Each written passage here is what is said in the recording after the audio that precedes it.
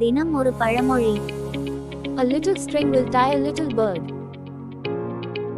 சிறு துரும்பும் பல் குத்த உதவும். அறிவுக்கு உணவு. முதுகு தண்டில் உள்ள எலும்புகள் எத்தனை? பதில் 33. புதிர் கேள்வி. அள்ள அள்ள குறையாது, ஆனால் குடிக்க உதவாது, அது என்ன? பதில் கடல் நீர். சமையல் தந்திரம். சப்பாத்திக்கு மாவு பிசையும் போது சிறிது ஏலக்காய் சுக்கு பொடி கலந்தால் சுவையும் மணமும் கூடும். எளிதில் செரிமானமும் ஆகும்.